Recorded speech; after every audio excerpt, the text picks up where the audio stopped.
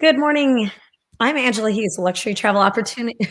let's let's start over today. Hello, I'm Angela Hughes, the Luxury Travel Entrepreneur, not Luxury Travel Opportunity.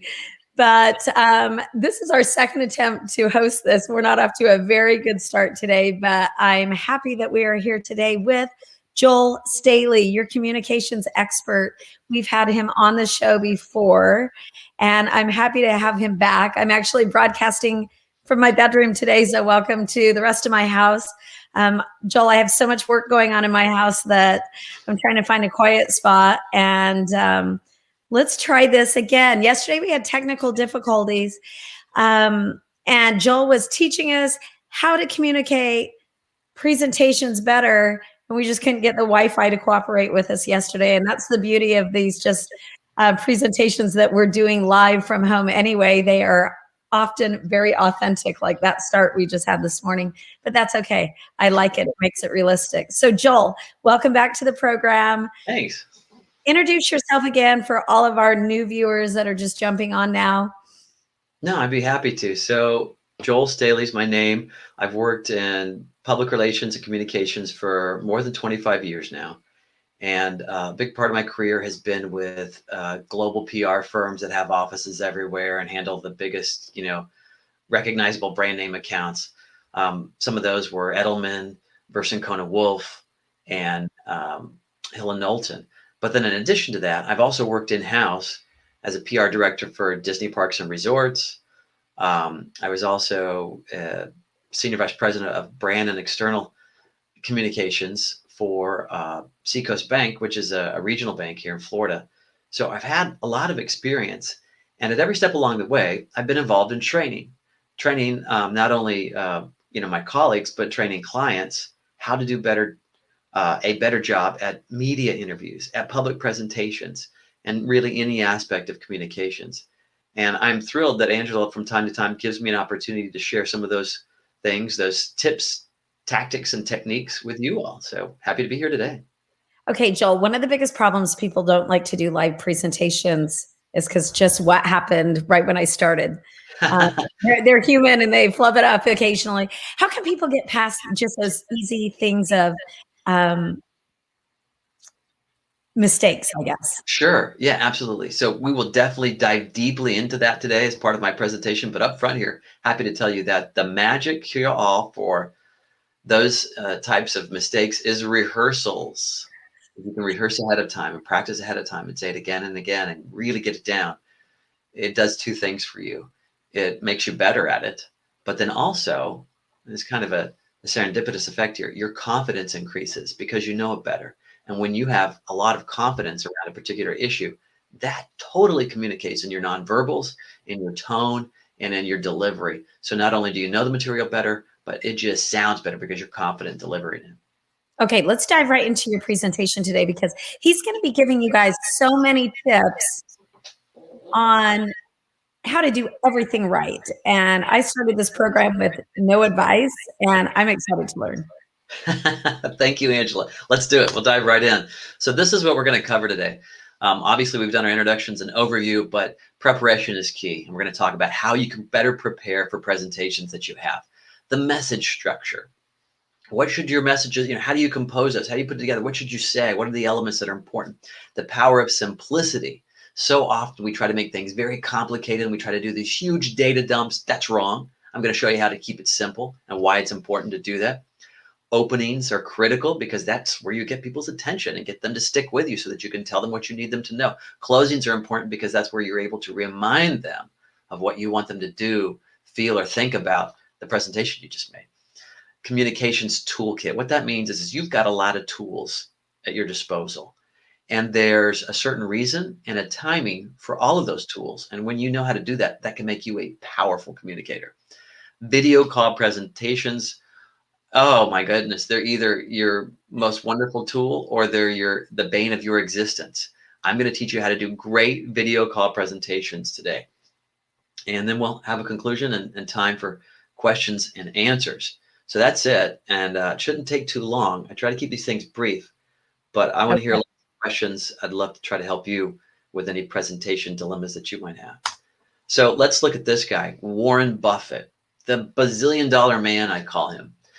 He says, now think about this first. Here's a guy who has generated and created more wealth through investment than, I mean, anybody I can think of. He says, lose money for my firm and I will be understanding. That's really surprising coming from him, somebody who cares so much about the value of a dollar, saying, hey, lose some money, no big deal. But then he follows that up by saying, lose one shred of reputation and I will be ruthless. Why would he say that? Why would he care so much about reputation? The reason is because reputation is what allows you to continue to make money. If I have a rough quarter, I can always make that money back the next quarter. Or if there's a mistake, we went out with product X and we should have gone out with product Y. Well, we can get product Y out there and we can make the money back. But if you damage your reputation, it won't matter how good your deal is, how deep the discount, whatever you're offering, people will be suspect of it because your reputation causes them to perhaps not trust you. That's why he would say this. He understands the value of reputation and trust, and so should you. So as you prepare to give a presentation, I want you to keep in mind that you are going to be a storyteller in any given moment as you communicate. That's really what great communicators do. They tell stories. And here are some great storytellers in this slide. J.K. Rowling, the author of the Harry Potter books. She's fantastic. The man, the myth, the legend, my former employer, didn't work directly for him, but for his company, Walt Disney. And there he is telling us about the big project that he's about to build in Florida. And then lower right-hand corner, Mark Twain, one of our greatest American storytellers. His original name, of course, is Samuel Clemens. But in any case, each of them understood this, that your story has to be really broken down into 3 or 4 key messages. That's what you need to do to be an effective storyteller. If you tell people 19 things, they're not going to take anything away. If you tell them 3 or 4 things really well and you repeat it several times, they're going to walk away from your conversation and they're going to go, yeah, I get it. I know what they were trying to tell me. So that's key. Don't try to bite off more than you can chew. Keep it simple. Know your story, know what you're trying to tell, and break it down into 3 or 4 key messages. Do you feel like people try to say too much or too little on the storytelling? Always too much. Always too much. They don't take time to think about what they're saying and to really say, all right, these are the 3 or 4 key points that I'm really trying to get across. All this other stuff is helping me, but it's not the main point. Here are the 3 or 4 main points. And then they don't repeat those 3 or 4 main points. That's what great communicators do. I can walk away from a conversation with a great communicator and I know what they were trying to tell me. I can walk away from somebody at the office, and sometimes I can just shake my head and say, I'm not really sure what they wanted me to get out of that conversation. I feel like I kind of run at the mouth a lot, because I feel like, oh, this is my chance to hurry and get out what I want to say. And so I just go on and on and on and on. And, it's not as effective. It's not as effective. Know your story. Really take time to think about your story and break it down into the most simplest form, 3 or 4 basic messages, and repeat those over and over. People will be able to remember that. They'll walk away and they'll go, I get it. Now, they're not going to remember every last detail, but they will remember the important things. And those important things will keep them coming back to you so that you have additional chances to inform them about anything else that you need to. That is fantastic advice. That alone was worth tuning in for today. Yeah. It served me well through my whole career. The second aspect of preparation that I want you to be aware of is know your audience. Now I've included it as my second slide here, but this is really the number one rule of communications, no matter what kind of communications you're talking about. Yeah. Know who you are talking to. Know about them. Know what their interests are, what they care about, and make sure that your messages are tailored towards what's in it for them. And you can make some big mistakes if you don't know your audience. Look at these 2 audiences in these 2 images. They're incredibly different. If you came prepared with the same presentation for both, you're not going to be successful. You've really got to tailor what you're talking about to the audience. So, and that includes demographics. How old are they? How much money do they make? What kind of house they live in? To values. What do they care about? How do they perceive the world? How do they vote? How do they feel about family? How do they feel about various policies and issues? You need to know that. Associations, what are they members of? Cultural influences. What cultures and subcultures are they members of, and that have influenced their frame of reference and the way they see the world. The more you understand that, the better you're going to be able to customize your message and make your message effective when you talk to them. A third part of preparation is know your purpose. This is one that so many miss.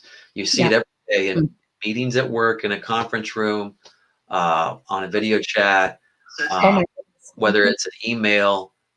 There just seems to be no rhyme or reason. People just seem to be dumping data on you without any, actionable direction to guide you.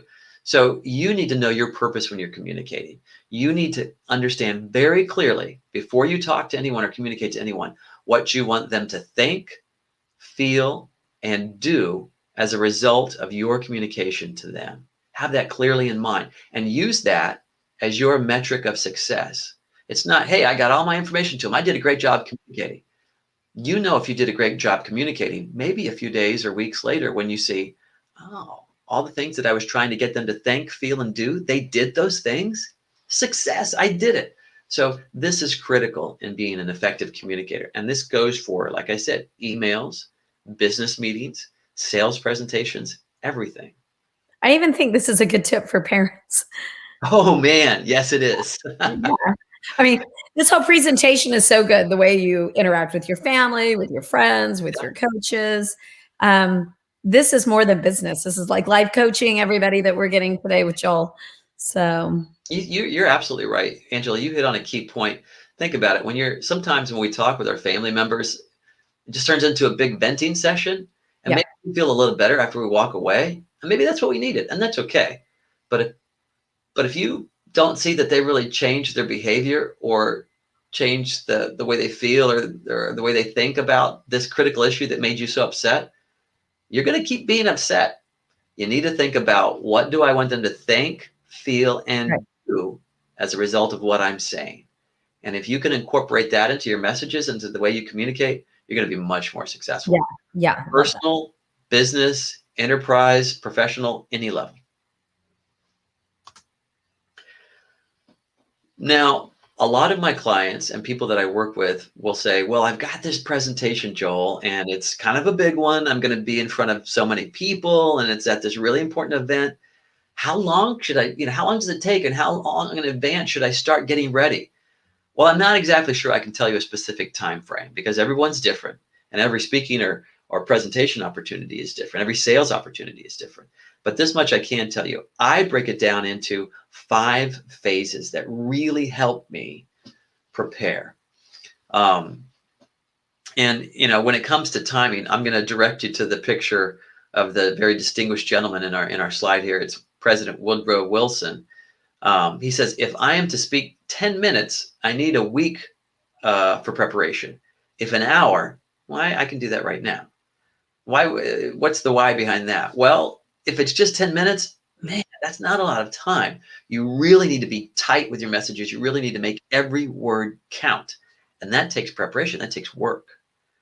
But if you're going to talk for an hour, that gives you some flexibility. You can ramble and, maybe be off topic a little bit and still save it. So he felt like, well, I can talk for an hour right now. So that helps you understand how important it is to prepare. Most of the time, we don't have an hour to present our ideas or thoughts. It's very short. It's closer to the 10-minute time frame. So let's get back to those 5 phases. The first phase 1, is you need to research your audience and the opportunity. Who am I talking to, and what's the venue? What's the environment going to be like in which I'm going to deliver my presentation or my communication? What's the atmosphere like? A lot of times when I coach clients about doing media interviews, they wake up on the morning of the media interview and they think they can just go into the studio or call up a reporter on the phone and they know all the answers. I warn them and I tell them, you need to look at your environment. Look at the headlines that day. Look at what other newspapers and television stations and websites are reporting about, because chances are the reporter is going to ask them about those things, even though it might not be strictly related to the topic that they originally agreed to be interviewed upon. And so I would say you can adapt that to every communication situation. Know the atmosphere of the day and what other questions, what other thoughts might be on people's minds as you talk to them. So that's phase one. Research the audience and the opportunity. Phase two is confirm your key messages. That's really your story. What's my story, right? Know my story. I got to know it. Confirm what that is and confirm your purpose. Like we talked about earlier, what is the desired behavior that I want to influence with my audience? You've got to get that figured out before you put one word down on a page for a script or a speech. Confirm key messages, that's your story, and know the desired behavior that you wish to influence. Now, you're ready to move on to phase three. So phase three, now I am ready to start maybe writing a few things down. I'm certainly ready to start gathering materials and data that could help me tell my story. This is where you do your research. This is what you find out, those statistics, those power statistics that are going to help you. That's where you're going to find those really interesting stories to help you make your point, that are very memorable, that add color to your presentation. All of these things happen in phase three. Phase four is multiple drafts and revisions. Nobody writes a perfect draft the first time. Right. It's got to be done and redone over and over again. Let other people see the draft of your script or your speech. Let them give you input. Sometimes we get so caught up in what we're doing that we don't realize how it might appear to others. So a really fun quote from Mark Twain here is, kill all your darlings. What does that mean? It means as you're writing the script, you may have this pet little special phrase or part that you just love to put in there. Don't be afraid to get rid of it if it doesn't work. And that's where good friends that help you edit things can point that out to you. Okay. So don't be married to any ideas. First draft's a first draft, and you work it until you get it right. Finally, phase five. You've let your friends see the draft, you've edited it, you've reworked it, you feel really confident about it. Now you need to rehearse delivering it, and not just once, multiple times. Rehearse in front of the mirror. Rehearse with those good friends and let them hear you say out loud what you plan to say.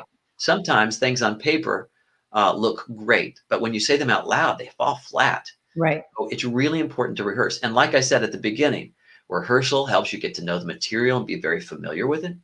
And because you're so familiar with it, you're very confident. And that confidence shines through when you deliver your presentation. In a presentation where you're really familiar with the material, you just know it, you've got it down cold, you don't have to worry about the material and whether you remember it or not, because you remember it. You instead can then focus on your audience and reading them. You can focus on adapting your message based on what you see your audience doing. And that can make you really effective in terms of communications and presentations. And I feel like in 2020, we really stepped up the presentation because now everybody was doing a presentation online where you used to be able to call people, Yeah. do them live, whatever. Now everybody's a presenter in one way or another. So all of this advice is so good across the board. You're right about that. I mean, we used to hide with phone calls, didn't we? I mean, we could dressed however, look however, it didn't matter. But when you do a video call, you kind of have to show up a little bit, made up, right? So I'm lying in my bed today. So. Okay. But you still look fabulous. Yeah. So, but those are the 5 phases of preparation that I use and have helped me a lot. Now, let's go back and get a bit more granular with one of those phases. I mentioned your key messages and what your story is. There's a great rule that helps people when they think about how to present their message, right? Every message or every story needs to have 3 elements. And this is from, as long ago as Aristotle. I mean, my goodness, here's this Greek philosopher. He was an amazing man. He tried to label, define, and assess and evaluate everything that was known to man at the time. He was really incredible. And this is what he said about communications. Every powerful, effective message has 3 elements to it, has 3 parts to it: logos, ethos, and pathos. Logos is logic. So as you present your message, it needs to be logical. I mean, 1 + 1 needs to add up to 2 here, okay? Ethos is your credibility. Well, why should I believe you? Well, I have my doctorate, or I have special specific experience, or I've done this for 25 years for brand name companies. That's what I did with this presentation at the beginning, wasn't it? I told you why you should believe me and what experience I had that made, what I had to say important. So that's ethos, your credentials, your credibility. The third one is pathos, and that's emotional, the emotional appeal of what you're saying. Okay. So you have all the logic in the world, and you could be the most erudite, awarded, degreed presenter that ever was. But if there's no emotion in what you deliver, you're going to have a hard time connecting with people and persuading them. So these three elements are essential. Think about these things as you present and create and craft your story and your presentation, and make sure these three elements are included in everything that you present. I talked earlier about simplicity, and that is incredible. You can't be so detailed in your communication that people just have a hard time getting their minds around everything that you're trying to deliver to them. Maybe save some of that detail for an after communication email, or I'll get this all to you in text, these specific points. But right now, this is the main point I want you to understand. As you're talking to them verbally, maybe that's a way to go. But Albert Einstein said, "You don't really understand something unless you can explain it to your grandmother." And it makes us chuckle, but think about it. He's right. If we can't take time to speak about what we have to share and communicate in layman's terms that are very simple and direct and plain, then chances are we probably don't understand it well ourselves. Simplicity is incredible. And I'm going to show you some examples of what I'm talking about. Look at these three political campaigns, right? So let's take it back to 1992. It's the economy, stupid. We can all hear Bill Clinton saying that. Well, it was actually Dean Carville, his campaign manager, who came up with that motto, that slogan that worked so well for him. Think about 1992. As we headed into that election, the country was in not as serious as a recession as we were in 2008, but there was a recession. And there was a lot of people that were looking for work. A lot of people's businesses were hurting. And the incumbent, President George Bush, not George W., but George Herbert Walker Bush, he had done a decent job as president. So he thought, well, I'll just keep saying that. Hey, things aren't as bad as they seem. Don't listen. It's fine. We're going to be great. That did not resonate with people who were out of a job. That did not resonate with people whose businesses were hurting. And so they used that like a hammer, and they bludgeoned him with it. It's the economy, stupid. People got that. In a very short sentence, one phrase, they were able to sum up the feeling of the nation, and it helped them win the election. So that's that. Look at it's simplicity. Look at the one down at the bottom from a very recent campaign, Make America Great Again. So in 2016, this lifted Trump to victory. Make America Great Again. That's 4 words. It's one sentence with just 4 words. But just like in 1992, it resonated. It spoke to people. It meant and represented and symbolized so many things to people. It captured their emotion. And it was incredibly powerful and effective for him. Yet it was just 4 words. Whole campaign in 4 words. And then the most dramatic example of all, Barack Obama, President Obama, change. 1 word, change. Go back to 2008. Oh my gosh. One of the most popular politicians and charismatic. Boy, he can influence people, right? Doesn't matter, whether you're conservative or whether you're, liberal. That doesn't matter. We're not looking at that. We're looking at how effective a communicator a person is. And Barack Obama was a very effective communicator. And look at this. This illustrates the example that I'm trying to make, that simplicity is powerful. 1 word, change, really spoke to everything that he stood for and elevated him to the presidency. So I hope that this helps make the case for you and convinces you that your communications need to be simple. And I keep kind of plugging in, and you've seen this before because you commented once in one of my newsletters, just a slogan of like, don't overthink it, to kind of launch back into travel because we're way overthinking everything. Yeah, I think that happens a lot. We just try to cram too much into one message, and it's a mistake. Keep it simple, keep it plain, keep it direct. That's the most powerful communication. Remember, what am I trying to get them to do? What influence? What behavior am I trying to influence? And stay focused on that in your communication. It's a relationship. You have a relationship with those that you communicate to, and you can communicate to them over time. Okay. When you're trying to engage them and get them involved in what you want to do, keep it simple, keep it basic. Love that. Love that. Openings. Openings are critical if you're delivering a speech or a sales presentation. You got to grab their attention. You got to get them to engage with you right away. And there are all kinds of ways to do that. I've got some bullet points here on the slide that we can go through. It can be a What's the story. advice if you blow it right off the bat, like today? Like I got on, slaughtered my own opening that I've said 1,000 times. What's the best advice when you make an error like that? Well, I think the best advice is to keep going. Okay. The show must go on, as it were. And if you're competent, people know that we make mistakes. Yeah. Just be open about it. It's like, wow, I flubbed that one. Well, let's keep going, and we keep going. People, they get it. They understand, and they're going to forgive you, and they're going to stay with you. And as long as you quickly move to the material that helps you engage them, right?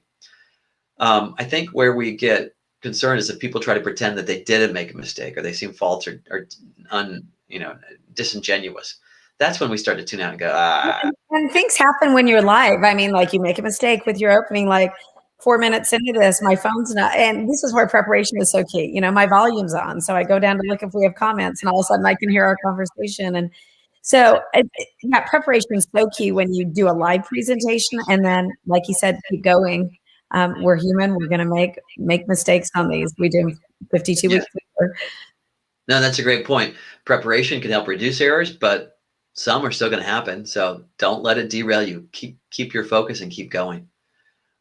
Openings that can help you really engage an audience right away are a story or analogy that's interesting, that makes people like, oh, well, where are they going with this? People love a good story. They want to hear the end of it. They want to hear the climax. They want to know what happened. So that can help you. But pick a story or analogy, again, not just for the sake of telling an interesting story. Pick one that helps make your main points and helps make your main points more memorable. A joke can be a great way to start off a presentation, because frankly, we're meeting someone, we're sitting down face to face across from them or in a large group, and there's some nerves. It helps people relax. And again, I'm going to say this over and over again. If you're using some sort of a convention like a story, analogy, joke, etc., whatever it is, you need to make it tie into the main message that you're trying to deliver. If you don't, you're just distracting your audience instead of helping your cause. A quote from a famous individual, someone that people believe, someone that people revere and respect, can also help, especially, again, if it makes your point, your main point. What if? That's a great way to start a presentation. You're trying to engage people's mind and get them to start thinking along with you. So if you start off with a what if statement, what if flying cars weren't a fantasy, they were reality today? Immediately we all start thinking like, oh man, that would be the greatest. So cool. What do you mean flying cars? And then I start telling you how flying cars might change our society. That's part of my opening, right? That's great. So that's an example. What if? Get people to engage with their imaginations, and you'll get them to engage with you as a speaker or a presenter. Imagine, we just talked about that. A question that's provocative. Again, we're trying to get people to think. Mm-hmm. Or a relevant statistic. Oh my goodness, especially one that's counterintuitive. We all think things are a certain way, but now I'm going to tell you at the beginning of my speech a statistic that's going to blow your mind and show you that it's not that way at all. That's effective. That gets me to listen to you. So current events or a headline, hey, those are on people's minds anyway. So your ability to tie those into what you're presenting makes you more relevant and interesting to them. So all of these things can help. So those are the openings that I think are worth looking into. Closings are just as important, again, because they help us wrap up, and we're getting ready to say goodbye to the audience, right? Even if it's only temporarily. And when I say audience, of course, I mean whether it's an individual or a large group, anyone that you're communicating to. And so we want them to walk away with certain things in mind, our main messages. And that's what your closing helps you do. It helps make more memorable your main points so that they walk away with that in mind. And there are various ways I've listed here for a person to do that. A summary recap, which is self-explanatory. A bookend. A bookend is think about bookends. There's one here and there's one here, and in the middle is all the good stuff, right? So that's how often people structure their speeches or their presentations. So they make their main premise up front. They use the whole body of the speech or presentation to prove and to reemphasize that. And at the end, they state it again. So there's bookends to hold all that content together. A callback reference is very similar. We've made mention of something earlier in the presentation. It was at a critical point. It was part of the main message. And at the end, we echo that. We call back that reference. A personal connection. To do this well, you have to know your audience. I have to know who they are in order to make a personal connection with them and establish that I am like you. I understand your position.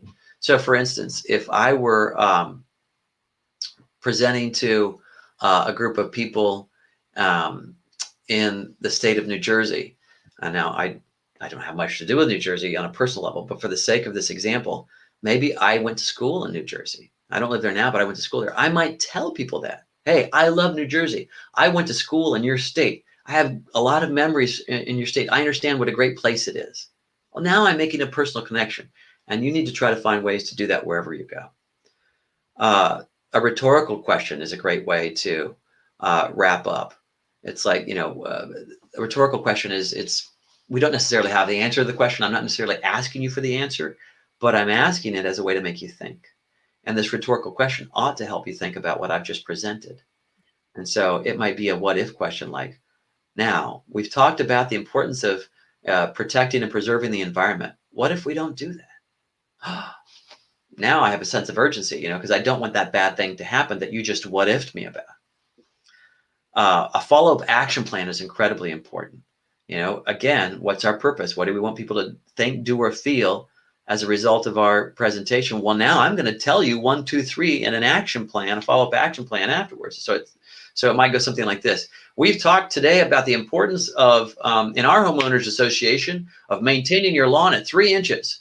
So I want everybody to go out there and check their lawnmower settings. I want everyone to make sure that their blades are sharpened, and I want everyone to make sure that they mow their grass once a week.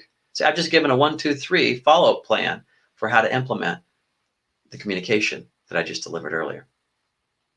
Paint an opposing picture. This is similar. It can work similar to a rhetorical question. Basically, I'm saying, what if we don't do what I'm telling you we ought to do? What's the bad that's going to happen that we want to avoid? A story or a poem can be a great way to end up.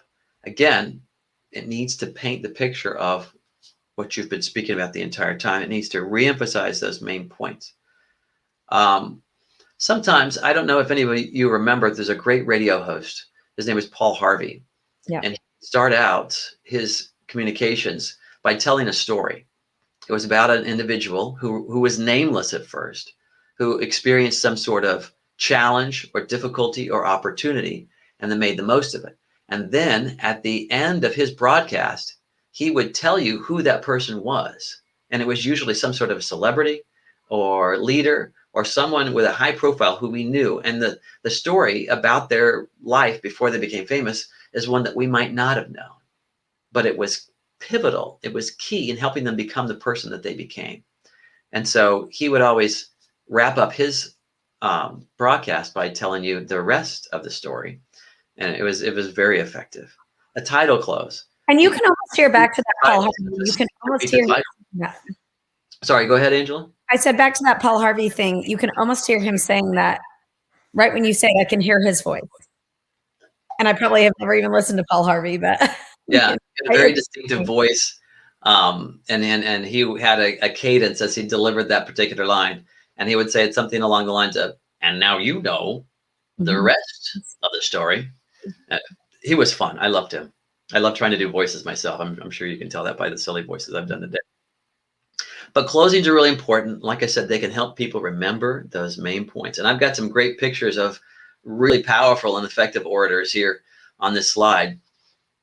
And at the end, I'm going to ask if anybody recognizes the woman in my lower right-hand corner. It's in black and white. She's got kind of a stern look on her face, a white blouse and a dark shawl or sweater over the top of that. I know you know who the rest of the people are, but I want to see who knows who that particular woman is. And we'll come back to her. So I talked about toolkit. You have all these tools that can help you deliver your communication in a powerful way.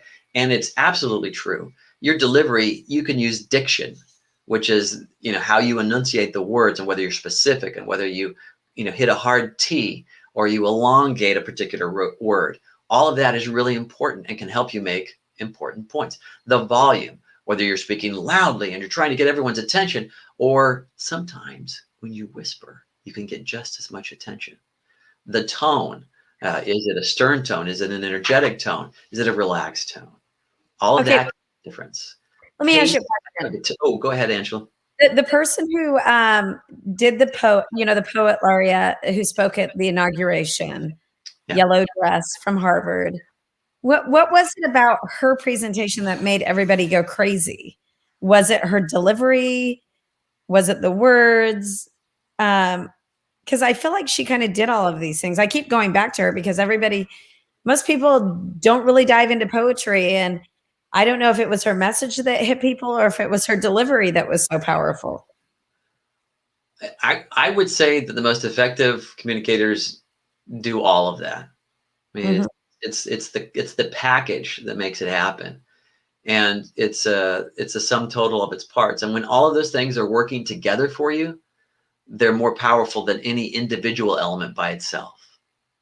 So I'm not super familiar with that particular poet, but I would have to say, generally speaking, it's the package that makes the difference. So Okay. Okay. Let's keep going. yeah, Mhm. so pace is important whether you're fast or slow. Sometimes when we're excited, we want to speed it up because everything's going to be really fast and we want people to understand. Or sometimes we want to make our point by slowing down and getting the attention of your audience. Okay. Ooh. Right. You pick your tool in the toolkit and you make it work for you so that people remember what you're trying to share with them. Appearance is incredibly important because it too communicates. Your dress, your posture, your movement, your gestures, your eye contact, all of that helps to emphasize and make your main points. Or if you're not doing it well, it can distract from your main points. Now, here's Tina Fey in the slides here. She's one of my favorite comedians. And here's some great faces of the many faces of Tina Fey, where she's using her appearance, her nonverbals to communicate things. I'll let you decide what she's trying to communicate. I love the eye roll in the middle, though. That's pretty much my wife. Anytime I try to impress her or tell a joke, it's just an eye roll. Like she's so over me. It's over you, Joel. She is.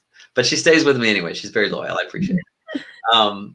In any case, your appearance is incredibly important. And I would say, think about it in these terms. As you prepare for a presentation, for a speech, for an interview, whatever it is, take a look at your appearance and make sure that your appearance is congruent with the message you're trying to deliver.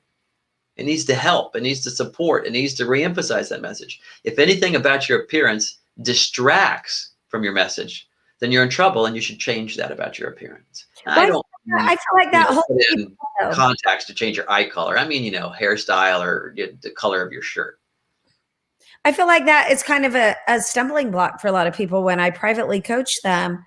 I'm like, yeah, you should get out there and present more. You should do more lives. You should just get out there more. And they're like, I'm not feeling so great about, my on-camera presence, and that holds them back. So what a quick one or two words can you give it advice for people who want to get out there, but maybe they're feeling that insecurity of going live to a broadcast mode that we're in Yeah. nowadays? Well, I would say, we're going to talk about some of the things that they can do to make a video call more effective, right? But generally speaking, um, I think our audience is forgiving if we have, like if I have a big nose, let's say. Hey, Jimmy Durante was really famous and he had a big nose. So I don't think people care so much about those kinds of things. I don't even have any hair and you're still talking to me. But that's not important. What's important is how I deliver my message and the things that I can control. So if I were to show up to this presentation today and I was wearing a sleeveless tank top, what would that say? That would say that maybe I didn't care so much about this presentation. I didn't take the time to get myself ready. And, what am I doing? Going through some sort of midlife crisis. Maybe I had some gold change and some hair here too. So, that's a silly example, but I think it makes the point, right? Right. Okay. Only you can control. I'm here today and I care about your audience. And so I'm wearing a shirt and a blazer. and I tried to wash my face and make sure that I look decent and presentable. It's not about me; it's about my message. And so these things help give me a professional appearance and help people relax and be able to concentrate on the message I'm delivering instead of focusing on the fact that I've got a weird hairdo or my tie looks wrong because why would he wear that Goofy and Mickey tie to something professional? You see what I'm saying, right? So be aware of those things that you can't control and make sure that you look professional. And then beyond that, I think people will go with you and you'll be able to deliver a great message. Yeah, I love that. Okay, let's So your do appearance is definitely part of your communications toolkit. Be aware of it. And I talked about Paul Harvey before. Here he is. This is a picture of Paul Harvey. He's passed. Forgive me and indulge me because this is a guy who I liked. I thought was a great radio announcer. He's legendary, right? But an important part of your communications toolkit is the color, the stories, the analogies, the comparisons that you make. And we talked about Paul Harvey and how he used really interesting stories to get his points across. You can do the same thing. You don't have to be a professional radio broadcaster to use stories effectively. And so, make sure that you do that. And I'll give you an example of that. One time I was working with a client and I was trying to convince them not to do an interview with 60 Minutes. The CBS News 60 Minutes. Yes, that 60 Minutes. There are no good guys on 60 Minutes. And that was something he just struggled to understand. He was the CEO of a particular company that was my client. And he just felt like, Joel, we're just going to get on there. We're going to tell our story and it's going to be great. And I told him, no, that's not going to work for you. And it's a long story, but in the end, like I said, there's no good guys. And I just couldn't get him to understand it. And it was critical that he did because he was going to hurt his company, even though his intentions were good if he did the interview. And so I thought about what I knew about him. This guy had worked in sports in the southeastern United States. And so he had a bit of an accent. And I started to think about, well, what do I know about him? He kind of had a folksy way of speaking himself. And so I said, I need a story. I need something that's going to help him get this. And so I said to him, I said, hey, 60 Minutes is the wrong answer here for you. Look, when you wrestle with a pig in the mud, you both get dirty, but only the pig likes it. Do you understand that? And it was like magic. Like I couldn't get through to him before that. But then after that, he said, I think I see what you're saying. And he became more flexible. He became more open to the idea that maybe we should consider not doing this interview. And so that story, that little, phrase, wrestle with the pig in the mud, it's an adage, really. It worked. It helped get my point across and helped him understand better. But I had to know him.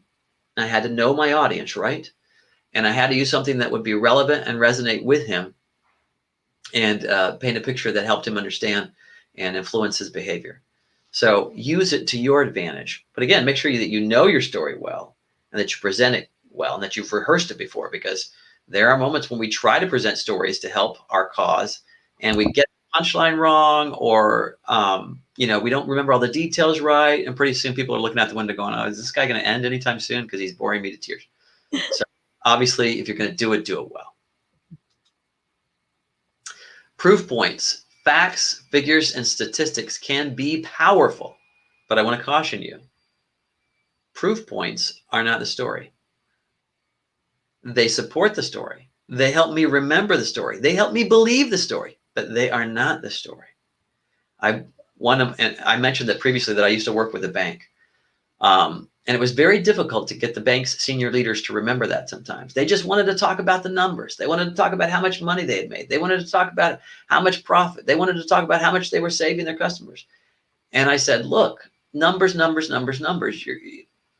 They are important. But you have to come up with really great headlines that say what you are trying to say. The numbers will support that. But people aren't going to walk away remembering the numbers and the statistics. They're going to remember the headlines that you gave them. The numbers will make them remember it and make them believe it and make the headlines stick in their brain. So do use proof points, facts, figures, and statistics. But use them sparingly. You don't want to overwhelm people. They're not going to remember the numbers, but if the numbers are good, they will remember your story. Agreed. I want to help you do something that so many people get wrong. I want to help you do it right. And that is, as you present audio, more visual than anything, slideshows, videos, whatever it happens to be, make sure that this is, let me see if I can describe it better this way.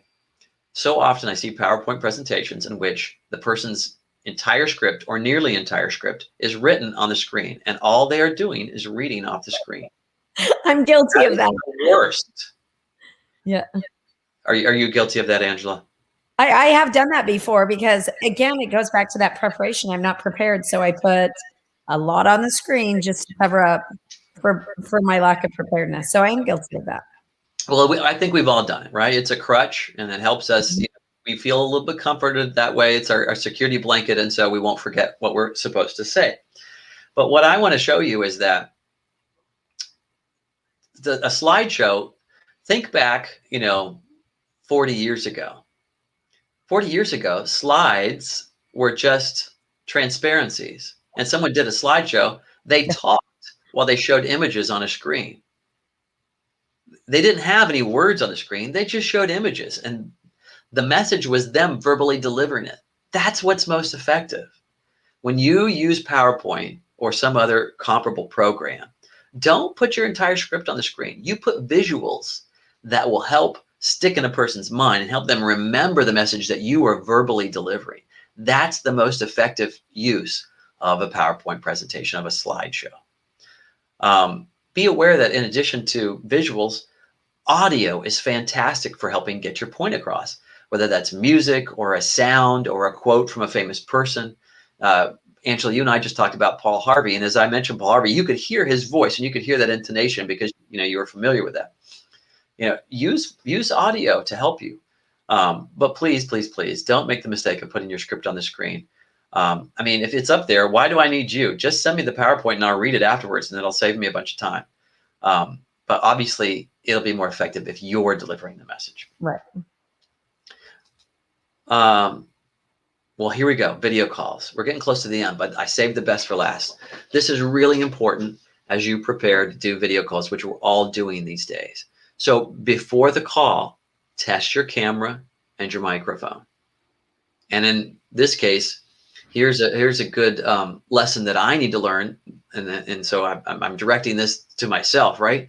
I should have perhaps tested my internet connection yesterday a little more thoroughly before I jumped on, because I might have found out that it wasn't working well. Do all these things ahead of time and make sure that that you're ready to go in terms of your technology. But you also want to take a look at your background.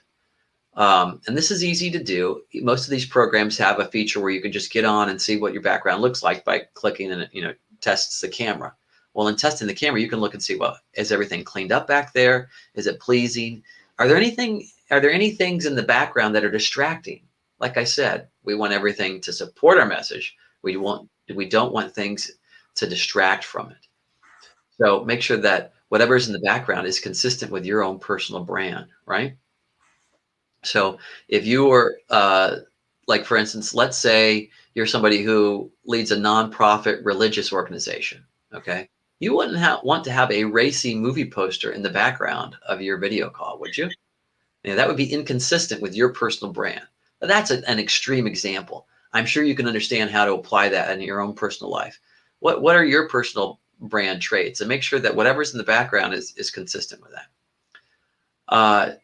During the call, you want to make sure that you join the call early, at least 5 to 10 minutes early. That'll give you a chance to double check everything, but it'll also give you a chance to relax and think about your key messages and really prepare yourself mentally. If you're in a hurry and you join at the last second, you just look like you're in a huff and you don't have time to prepare. You might forget something. So don't do that to yourself. This is a way to reduce stress. Join the call 10 minutes early. Dress appropriately. We talked about this earlier. Make sure that you're not wearing distracting clothing or flashy or noisy jewelry. Sometimes, somebody might have a watch and it's metal and it click, click, click, click, click. It clangs on the desk every time they touch the desk. And pretty soon we're just like, oh my gosh, can he just mute himself? Because that's so annoying. Make sure that that your jewelry or not, or even sometimes people have a pen and click, click, click, click, click. You can hear that. So be aware of those things, minimize them. The microphone should be a good, high quality microphone. You can get one for $30, $40 on Amazon. It's no problem. And it's much better than the condenser mic that's built into your laptop. So get a high quality microphone and be aware of the location of that microphone. And don't, here, I'm going to show another example. Here's a paver, right? And don't, we can all hear that, right? So Yeah. avoid doing that. Facial gestures. Remember that slide we had of Tina Fey and the eye roll that she did? Well, I'm going to tell you, avoid negative expressions like eye rolls. Avoid them. Smile. Smiling is contagious. It's infectious. And people seem to want to join your groove if you're smiling. Avoid the negative expressions. It's really passive aggressive, and it doesn't attract people to you. It doesn't give good energy or good vibes. Well, and again, those are just good public affairs to begin with. I mean, when speaking on a screen or in public or face to face. Yeah. Well, when we're face to face, I think we're more aware of that because we're so used to, our whole lives talking to people. And so we're a little more conscientious of our personal appearance when we're face to face.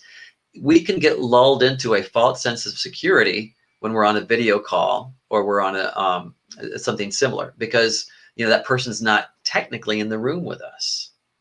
Don't fall for that. Stay on your game and make sure that you're aware of your personal appearance and including your facial gestures. Now, when you're appearing on video tends to flatten you. It's because in real life, I'm a 3D person, but on a screen, I'm 2D. So it just compacted and compressed me. And there's you lose some of that depth perception. So in addition to losing the depth perception, you also lose your energy level because there's a lot of movement and things that the camera just doesn't capture. And you appear smaller on the screen than you do in real life. So you have got to bump up your energy level when you're delivering a presentation that's on screen. You've got to increase your energy level on average by about 20% more than you normally would. And that will make up for the fact that a lot of that just doesn't translate through the medium. Think about increasing your volume level. Think about making sure that you enunciate carefully so that everything translates and communicates through the medium. And again, your energy level. Use appropriate hand gestures. And don't get wild. Again, it's that rule. We don't want to do things that distract, but do bump up your level to compensate for the fact that, TV just kind of zaps your energy a little bit. I've got something that I can share, Angela, with your audience. It's kind of a one-sheeter that's has all of these tips on it and includes the links that you see at the bottom of this slide from Forbes, USA Today, and YouTube. Some great additional resources for how to look good on a video call. So I'm happy to share those afterwards. Maybe I'll just email that to you and you can share it with your audience or viewers. I don't know. Yeah, we can add that to the blog and also in the comments. Okay, great. And then let's sum up here. I want to make, these are my main points. This is what I hope you take away from my presentation today. Number one, know your story. Master your story. Know every element of it. Make sure that you're so familiar with it that you don't necessarily even have to think about it and whether you've memorized it correctly or not, or whether you know it or whether you're going to miss something. That allows you to focus on your audience more. So I think that's critical. Know your purpose. What behavior do I want to influence as a result of this communication? Make sure you have that clearly in mind as you prepare your communication and as you deliver it. Third, know your audience. Who am I talking to? What are their interests? What do they care about? What are their values? All of these things are incredibly important and can help you customize your communication and become much more effective. Finally, prepare. Make sure that you take the time, like my 5 phases, in advance, know your story, get it down cold, rehearse, and be like that person who steps on stage at a Tony Award-winning Broadway production. And they just kill it. They slay it. The audience loves them. The whole thing was scripted. It's made up. But emotionally, they touched us. They reached us with their performance. You can do something similar if you rehearse and you prepare ahead of time. And this is my blog. I write a lot of this stuff there in blog posts. And so if you're ever looking for additional material about how to present, how to communicate well, you can find it there at jcs-communications.com. So feel free to visit there anytime. And then if anybody's got any questions, I'm happy to try to take them. Okay, I'm going to bring us back on the screen for a minute. Well, this is such good information. And I feel like everybody, I don't care what you're selling or what business you're running, you need great communication skills. And not all of us are trained in that. And we just kind of pick them up as we go. And I think that that can become an issue, especially now in this new digital world that we live in. And so if we have questions out there, we'll take them right now. Anything else you want to add, Joel, to the conversation here? Those were my main points. You've got to know your purpose, know your audience, prepare, and rehearse. If you can remember those 4 things, you're going to do great in your communications opportunities. What are some of the mistakes that you see happening now with COVID and communication? Um, Thing right off the top. well, people don't prepare, right? Here's something that I see people do. They don't take time to make sure that they are going to be uninterrupted. And so you can hear the dogs barking in the background. You can hear kids playing. And sometimes that's okay, especially if it's more of a personal call. But if you're delivering an important presentation, you don't want anything to distract. And so take time ahead of time to make sure that you can lock your door, talk to the people that are in your home, and tell them, hey, I'm going to be doing this. So please make sure that you don't interrupt for the next 20 minutes, 30 minutes, however long it is. So reach an arrangement with them ahead of time. And then when you're in your element where you intend to deliver your presentation, check your phone. Is your phone on silent mode? No, I just had that happen in this presentation twice. Ah, I looked down for the comments and volume went off. Okay, Lois has a question. She says, "What are your tips when you don't know your audience, meaning you're new to an arena or an area right. speaking?" That's a great question. I don't think I've ever been asked that. So Lois, I would do everything I could ahead of time to try to find out. And if I felt like I just hadn't found out very much about them, I would be conservative, very conservative, and reduce in my use of jokes or humor until I thought I had a good read on the audience. And you can do things in your presentation to try to get to know your audience better. Listen how they react to certain things that you say. Pay attention to how your audience is dressed and how they appear. Those things can help you determine how to adjust and customize your presentation. You can look at an audience, you can tell like, hey, these guys are all middle-aged or older. Okay. Oh my gosh, this is a really young audience. They look like they just graduated from college yesterday. All those things are readily apparent to somebody who's good at observing and noticing details. Okay, we had another question that came via text. If you're making a sales presentation in a live Zoom setting, how can you help to convert the audience when you don't have that visual grasp on them? And often people are like tuned out, or you might just see their name on the Zoom. I mean, Zoom presentations are hard because you don't always see who your audience is. And so how can you help convert that audience over? Yeah, that's a great question too. And so I think if you do what we're doing right now, make sure that you incorporate questions and answers into your presentation, Okay. um, and work with somebody in advance. Like, fortunately, Angela's helping me and she's fielding the questions. As a presenter, it's tough to make the presentation and field questions. So make sure that you recruit somebody to help you do it, and then make sure that you sprinkle in those questions throughout your presentation. If it's a sales situation, you really do need that feedback throughout. And so I held most of the questions, until the end. Angela hit me with a couple, which really helped, I think, make it more interesting. But if it were a sales presentation, I would definitely make sure that questions be posed throughout the presentation and that you were able to address them. I think that's a great way to engage an audience, especially those that have turned off their visual and all you know is that you just see a name on the screen. And then the last question, how do you attract more of an online audience when you're live? I think that that's a very long answer that I could give there. And let me see if I can get one that's short. That's a whole nother thing that we need to do, That might probably. be a whole nother presentation, right? But to be short, it's really, your conversation is just one point on a timeline. There's the before, and then there's the after. And so what I like to help my clients do is to look at it this way. I tell them, look, that's just one point on the timeline. I want you to elongate the conversation that you have with your audience. And the way that you do that is you engage them ahead of time with content that's related to, or at least part of what you're going to deliver in the moment. So you kind of tease them, right? And they begin to salivate, saying, "Oh, I can't wait till we hear that presentation because I've been hearing little bits and pieces of it, and it sounds like it's going to be really good. I've got to make sure I attend that." And you can use social media to tease and drive attention for your presentation. You can use your personal contacts list. Um, the other day, I was making a presentation and I posted online the notice on. I said online. I posted on LinkedIn the notice that I was making this presentation. I then reached out to all of the people that I knew who had attended a similar presentation previously, and I texted them or I emailed them and I said, "Hey, here's a link to a post that I just made.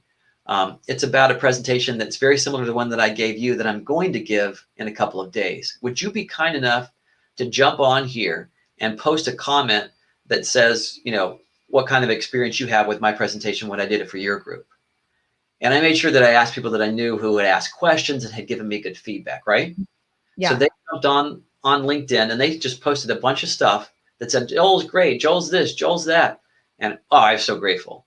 One of the guys said something that was just almost made me blush. He goes, "Joel gives a master class in how to do good media interviews." And I was like, wow, I just need him to introduce me every time I do a presentation. That was great. But Which is so you amazing. can use social media and text to help, create a buzz about what you're going to present. And then afterwards, similar tactics. Again, you want to elongate that conversation. So try to find ways to extract parts of the content and repost it to get people to follow up with you. And I love that because social media does live on forever. So while you might not have a lot of viewers in the beginning, the replay is so key. And Yeah. this conversation can go on for months and months. So, okay, Joel, we are out of time and you are amazing. So Joel Staley today, you guys, the master communicator. We'll have all of his links on our blog and in the comments section. If you want to reach out to him, we've got companies, Joel, it's just not travel advisors anymore. We've grown to companies all over the world that are in the industry, whether destination management companies or hotels that are now following us. And so this information today on communicating, you guys, it was like going to college for free today at my luxury travel university. So thanks, Joel, for joining us. Any last words you want to add? Just thanks for giving me your time. And if you got more questions, contact me on my blog. And there's even more valuable information there. Perfect. So I'm Angela Hughes, a luxury travel entrepreneur, and we'll see you next week. Thanks.